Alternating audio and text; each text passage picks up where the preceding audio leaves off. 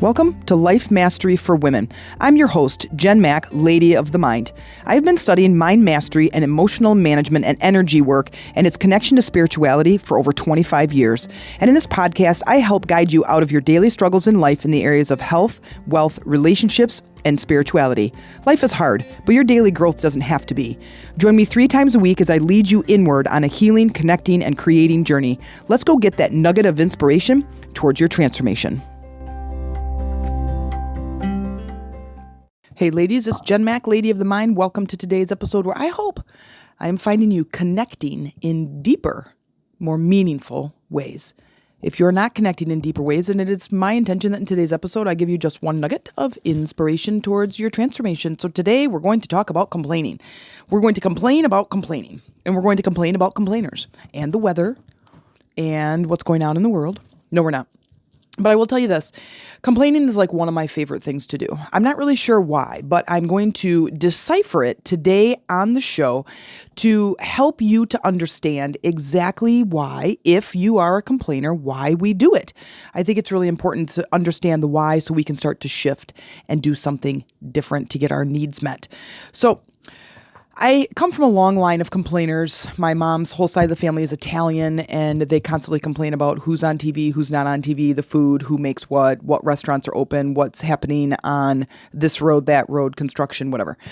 I live in northern Michigan, and I find that most of the time when I go out in public, and like I said in the last episode, I really hate small talk, but I do find myself talking about the weather. I like to engage with people, and usually if it turns and we're now not talking about the weather, then I can really go deep with a person and I can really leave a little inspiration before I leave the cash register.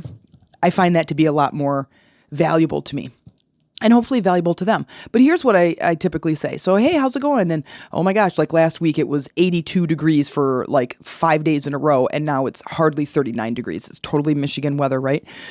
And I'll say something like, oh man, the weather is really changing. And it's crazy that, last week I was in shorts and this week I'm in my, my sweatshirt and my vest again. And they're like, yeah, it's Michigan. And that's what, and I would say something like, well, you know what? If we didn't live in Michigan, what would we complain about? And I said, we might not be the best looking because we hardly ever go outside. And when we do, we soak up the sun and then we're just wrinkled, tan messes or we're overweight because all we do for entertainment is eat because the weather is not cooperatable. Cooperatable? That's a good one. Cooperating? I'll have to write that one down. Cooperatable. But we are a hardy bunch in northern Michigan because we deal with the weather, but we spend more of our time complaining about it. It's one of the funnest things that I do is to complain about the weather. But really, I'm not trying to complain about the weather. I really don't care. I can find things to do no matter what the weather is. One of the pieces of weather, one phenomenon that I do dislike a lot is the wind. The wind really bothers me. I can stand the rain and the snow and the sleet and the heat, but it's the wind. I don't know why. I must need to go figure out how to fly a kite. Anyway, except I do like it when we go to the beach and it's windy and the waves are amazing, but that's different. I'm not sure why, but I don't like the wind. Okay, so here's my step 1 to stopping complaining. First of all, it's self-awareness. So pay attention today when you're out in public or at work or with your family. What are your topics of conversation? What we started doing at the dinner table is, hey, tell me how your day went. Most of the time, we find the thing to complain about. Well, I was in science today and the teacher was kind of a turd and they did this and this and that and that. And then I was in trouble for talking too much. Okay. And so what we decided to do is to say, what was the best thing that happened today? Now, because we shifted gears so rapidly and we stopped having our dinner conversation be about complaints or kids that got in trouble or who was back talking or who got sent to the office, is what was the best thing? And because we shifted that gear, it does take a minute for them to shift into a different perspective. So then we say things like, take your time. It's okay. Just see what you can come up with. Think about, what happened today. And then others are, what are you grateful for today? And so I decided I'm going to start doing that in public as well, is when I go out, is to say, what's the best thing about your day today? Now, some people don't want to talk about the best thing because they're so in the arena of complaining that they don't want to talk about the best. Like, nothing's going great in my life, and I'm like, oh, okay, well, what could go better? And how would you like it to go better? That's just the coach in me. So having that self-awareness to pay attention to see what you're doing. What are your conversations like? Do you find yourself complaining to connect with others?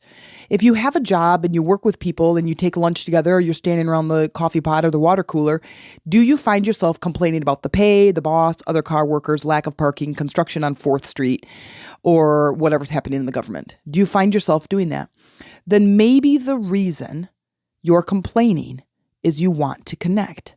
And most of the time, because it's just been an okay thing in our society, that we have learned that complaining is an okay way to get our needs met. So let's find some other needs. So first of all, what does complaining serve? How does it serve you? What are you really trying to do instead? So if you're at work and you're complaining, are you trying to connect with others? And in that connection, are you trying to get along? Are you trying to be accepted? It's really, really important to find the base of why we do the things that we do, because here's why.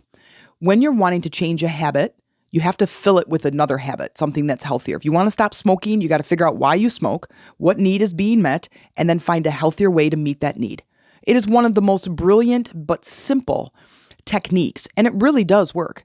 Finding out why we do something so we can change it into something better, so we can grow and we can thrive and we can get past those points in our lives where we're just drawing this negative energy towards ourselves. So if you're finding that you're connecting, then I would ask, how else can I connect with this person? How else can I find connection? What else can I do? What else can we talk about?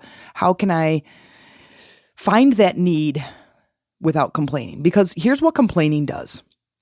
Complaining really throws out a lot of negative energy. And if you've heard my other podcast where I talk about throwing dog poop on the sidewalk of life, that is really what we're doing. We're complaining about something. We're throwing dog poop out there.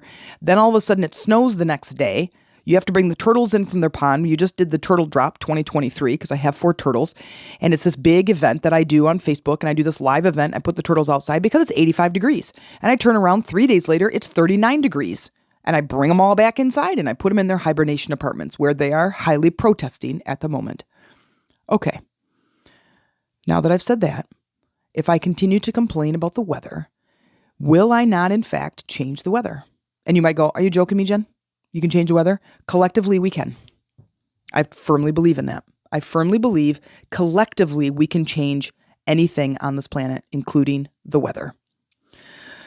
If I'm trying to get along with others, is there another way I could do that? If I'm trying to get accepted, how can I accept myself? Okay, these are all deeper, meaningful questions that you can ask yourself to absorb and figure out, why do I complain? What need am I trying to meet? And how else can I meet that need? Okay, are you doing it for attention? I think that that's what I do. In my complaining, I'd complain about business or who didn't sign up or what didn't happen or why that person just posted on Facebook and attacked me like that. And I complain, I go on about it for 16 days and I try to problem solve. One of my favorite things to do is problem solve. So sometimes I feel like I complain to create a problem that I can solve, or I try to get attention.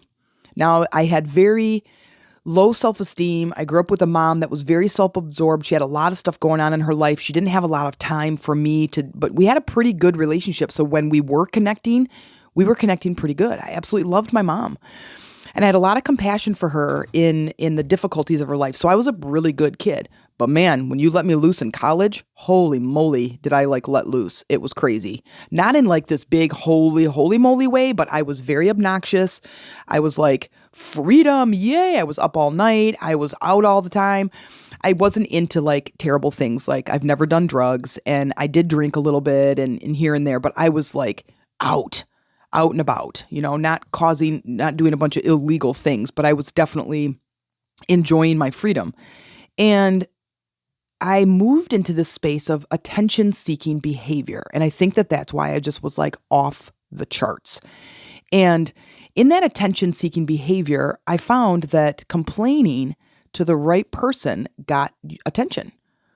If I went in to, let's say, the professor and I just said, hey, that test was pretty all right. I did pretty good. He'd be like, okay, great.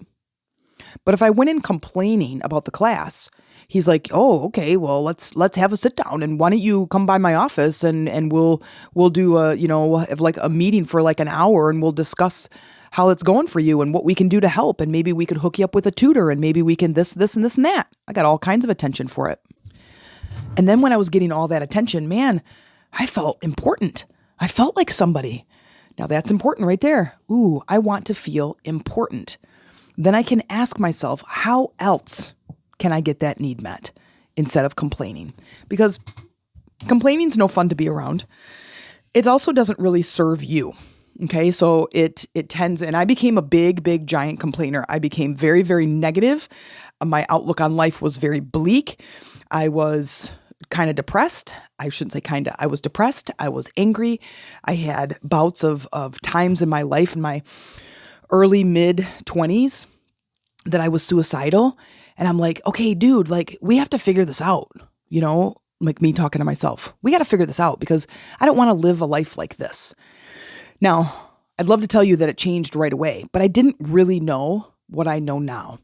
And when we start to look at our ways of communication, it serves us in so many different ways. For one, it creates more depth between ourselves and our soul and our higher self.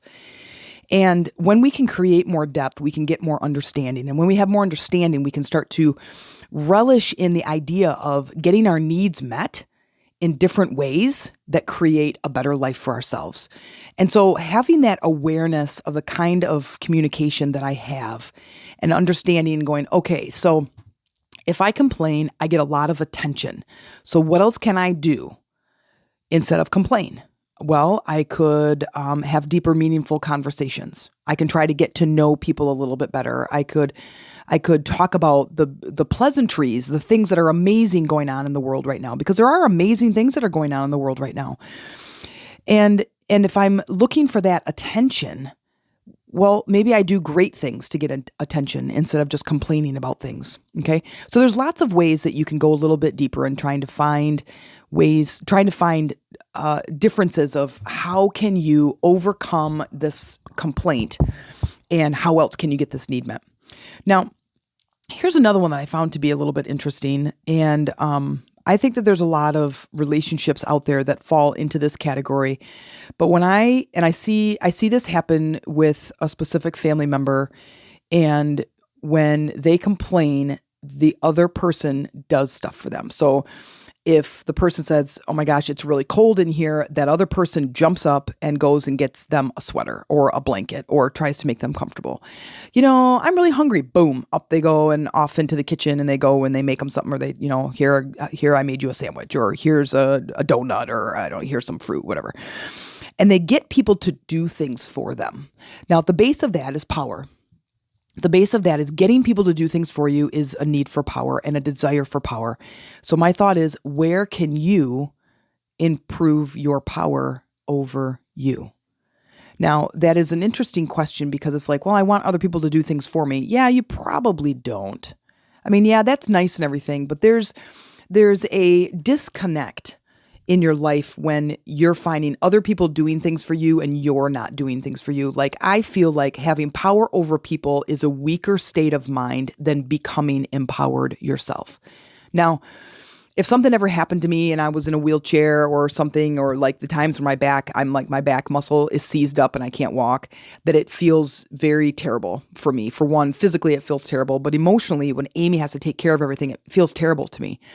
And so I am more encouraged to take care of my body and to really work on the things that I need to work on to overcome this physical situation so that I can avoid that task. I don't want someone to have to take care of me. So becoming empowered gives me a power over myself.